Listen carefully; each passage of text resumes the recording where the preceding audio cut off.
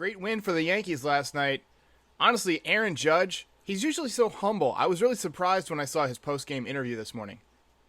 I was going to rip his heart out. I'm the best ever. I'm the most brutal and vicious and most ruthless champion there's ever been. There's no one can stop me. Lynx is a conqueror. No, I'm Alexander. He's no Alexander. I'm the best ever. There's never been anybody as ruthless. I'm Sonny Liston. I'm Jack Dempsey. There's no one like me. I'm from Nairclaw. There's no one that can match me. My style is impetuous. My defense is impregnable. And I'm just ferocious. I want your heart. I want to eat his children. Praise be to Allah.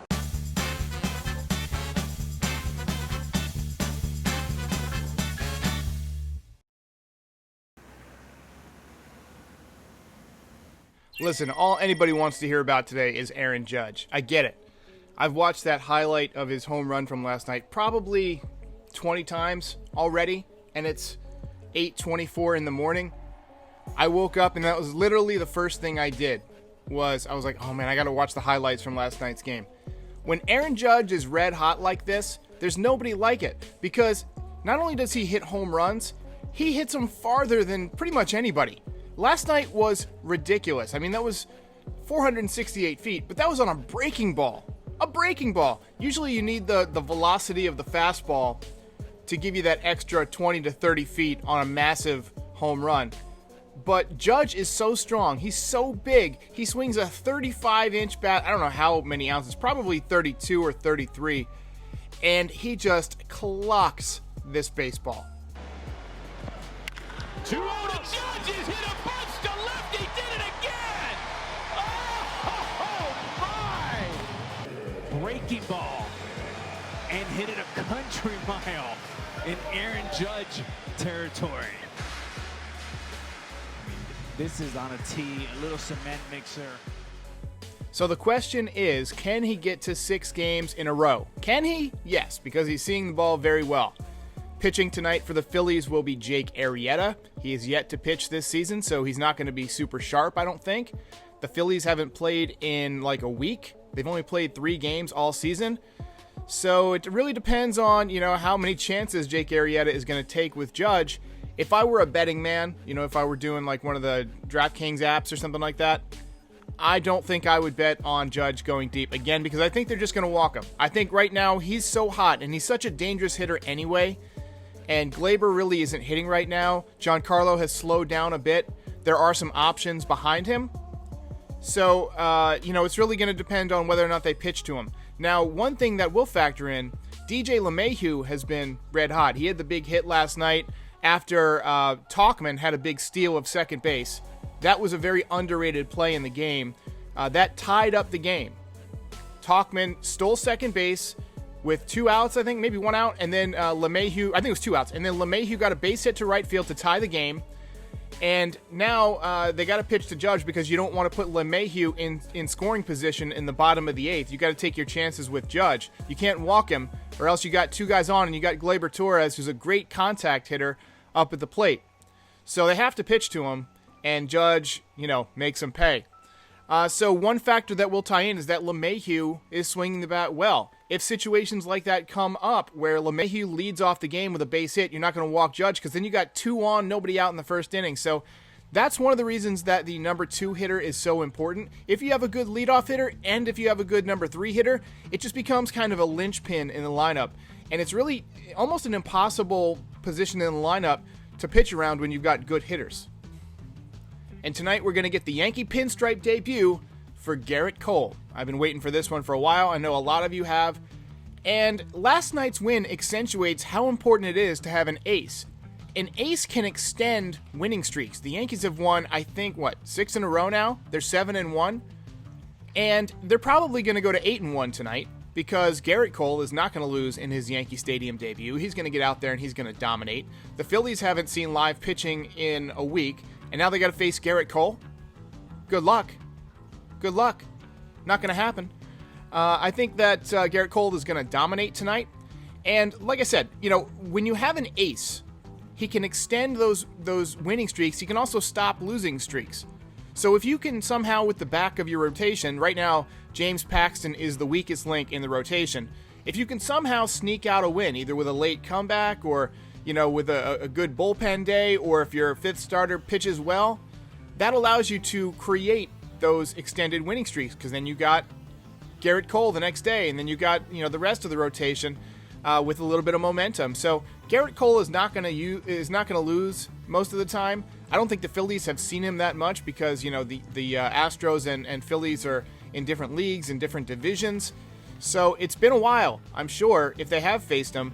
I would imagine that Gerrit Cole is going to come out there tonight. He's going to be pumped up for his first Yankee Stadium start as a Yankee with the pinstripe number 45 on his back. And he's going to be ready to go. He actually hasn't been great so far this year, even though he is 2-0 with a 3.09 ERA. He hasn't had the big strikeout game.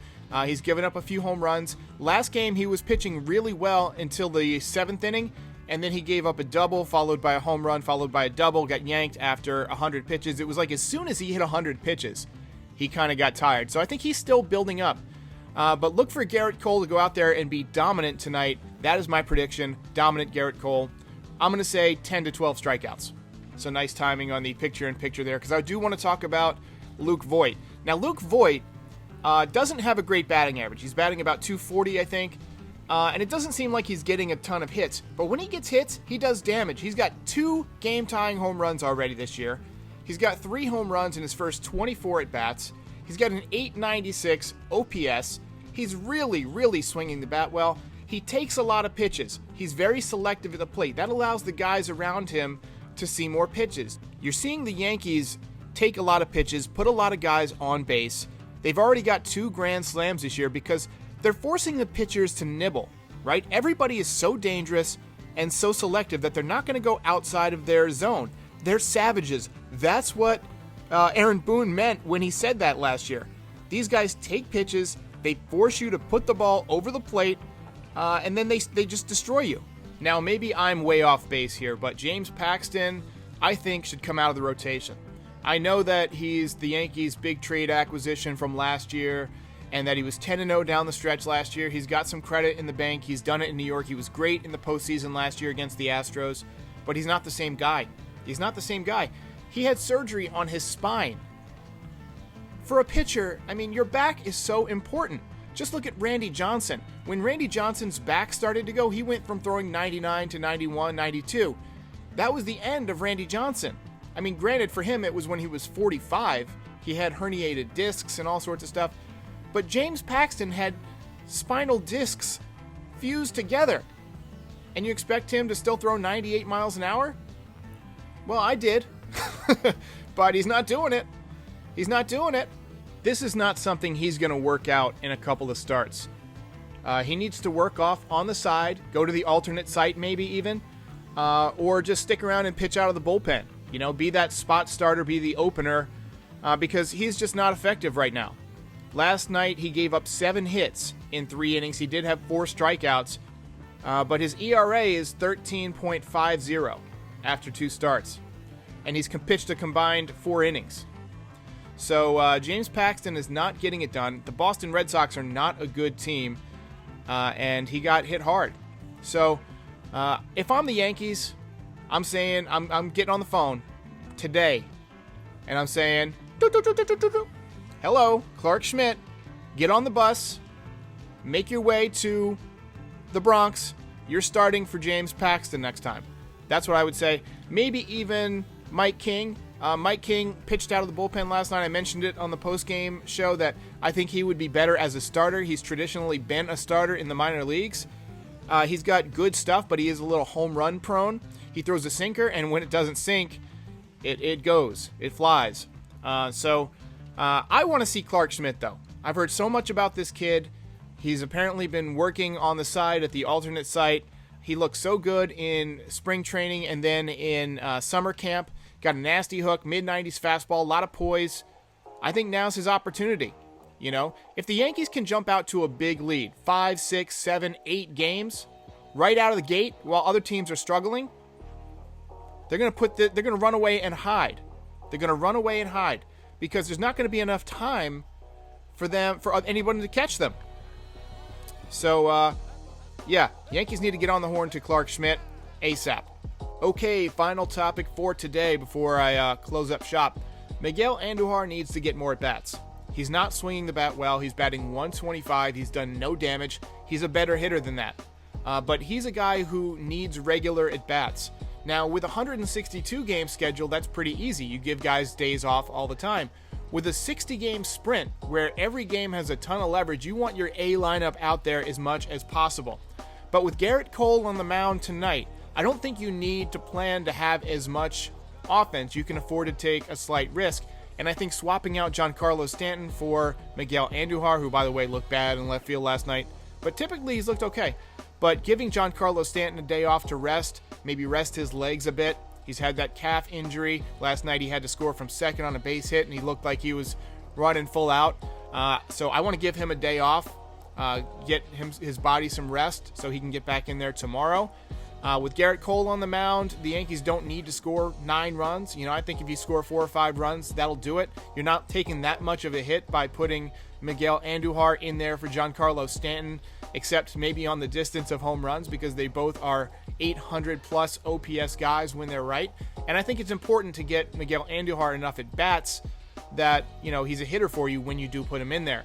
I like the way Mike Tauchman has been swinging the bat. I would put him back out there in the outfield. I like the way he uses the whole field. He's got a great swing. He also steals bases. He's fast, and he's great on defense. So Miguel Andujar is not going to win the left field battle over Tauchman at this point. But it is important to keep his bat in there. I do think that there might be an opportunity for the Yankees to do more of what they did last night, where they start Andujar in left field to begin the game because he's a better hitter. And then as the game goes on, maybe 5th, 6th inning, you put in Mike Tauchman. That way Tauchman gets a couple at bats, and he's in there on defense in the most important stretch of the game. Okay, that's it for me. Thanks for watching. Please like and subscribe if you haven't. Tune in every day for pre- and post-game. I'll be back later today to cover Gerrit Cole's first start in Yankee pinstripes.